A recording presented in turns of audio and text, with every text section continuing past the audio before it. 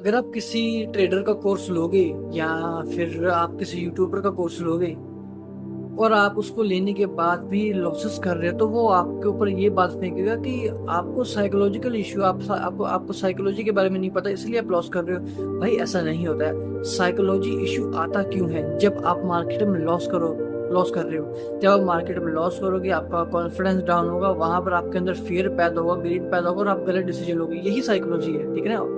ऐसे ही psychological issues आते हैं। ये आ क्यों रहे हैं? इसकी जड़ क्या है? क्योंकि आपके पास एक राइट स्ट्रेटेजी नहीं है और आपने जिससे सीखा उस बंदे के पास भी एक राइट स्ट्रेटेजी नहीं थी। उसने बस पैसे कमाने के लिए आपको कुछ भी बेच दिया, ठीक है ना।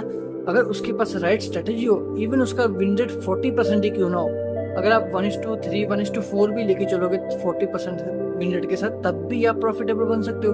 But still you are losing money.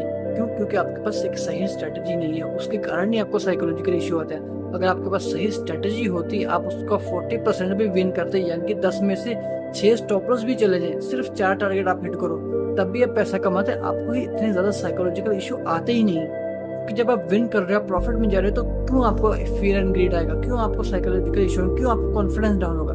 तो जो साइकोलॉजिकल इश्यूज आते हैं उसकी जड़ मेन ये है कि आपके पास सही स्ट्रेटेजी नहीं है और आपने सही बंदे से ट्रेडिंग सीखी नहीं है। इसीलिए आपको ये सब दिक्कतें आ रही हैं, ना कि ये कि आपको पहले से साइकोलॉजिकल इशू था और आपने स्ट्रेटेजी सही तो सीख लिया, पर फिर अभी आप लूज कर रहे हो क्योंकि आपकी साइकोलॉजी ठीक नहीं है। ये इसीलिए नहीं है क्योंकि आपके पास राइट स्ट्रेटेजी नहीं है।